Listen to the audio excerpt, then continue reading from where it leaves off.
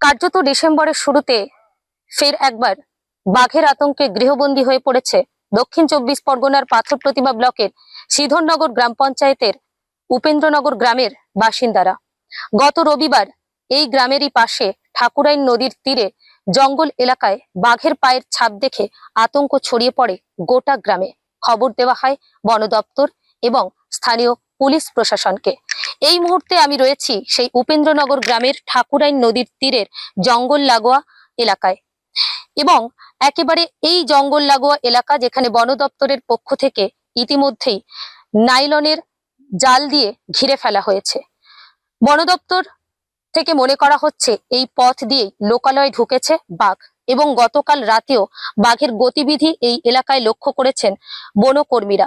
স্বাভাবিকভাবেই আতঙ্ক রয়েছে গোটা এলাকায়। রবিবার সকালে চিহ্ন পাওয়া গেছে কাউরি ওই বাঁধের গোড়ায়।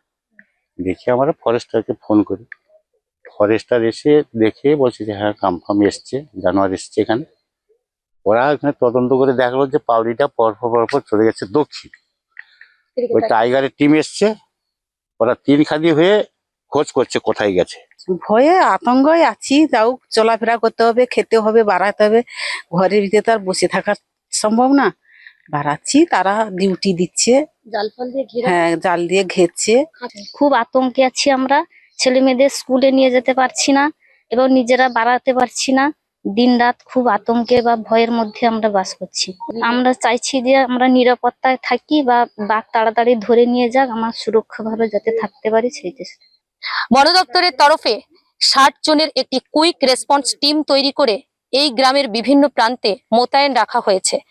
নাইলনের জাল দিয়ে বাঘের প্রবেশ পথকে যেমন ঘিরে ফেলা হয়েছে, ঠিক তেমনি একেবারে ঠাকুরাইন নদীর পাড়ে জঙ্গল লাগোয়া অংশে লোহার খাঁচা পাতা হয়েছে।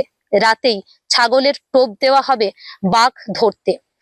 গ্রামবাসীরা তারা রীতিমতন আতঙ্কে গৃহবন্দী হয়ে রয়েছেন। তারা জানাচ্ছেন প্রশাসনের তরফে তাদের সতর্ক থাকতে বলা হয়েছে, খুব প্রয়োজন ছাড়া বাড়ির বাইরে বেরোতে নিষেধ করা হয়েছে। অন্যদিকে এই সমগ্র এলাকায় এই মুহূর্তে মাছ কাঁকড়া ধরতে নিষেধ করা হয়েছে মৎস্যজীবীদের। সব মিলিয়ে একদিকে বাঘের আতঙ্কে যেমন গৃহবন্দী হয়ে পড়েছেন এখানকার মানুষজন, ঠিক তেমনি বাঘের আতঙ্কে গৃহবন্দী অবস্থায় থেকে তাদের যে জীবিকা মৎস্য শিকার করে এবং কাঁকড়া ধরে, সেই জীবিকাও কিন্তু অনেকটা থমকে গিয়েছে। গ্রামবাসীরা তারা চাইছেন দ্রুততার সঙ্গে এই বাঘকে লোকালয় থেকে ফেরানো হোক জঙ্গলে, তবে গিয়েই আতঙ্ক কাটবে। এখন দেখার বন দপ্তর এবং প্রশাসনের যে প্রচেষ্টা, সেই প্রচেষ্টা কতটা সফলতা অর্জন করে এবং ঠিক কখন লোকালয় থেকে বাঘকে জঙ্গল পেরিয়ে ঠাকুরাইন নদী পার করিয়ে পাঠানো যায় তাদের যে বাসস্থানের জায়গা সেখানে। কোয়েল মণ্ডল, কলকাতা টিভি, দক্ষিণ চব্বিশ পরগনা।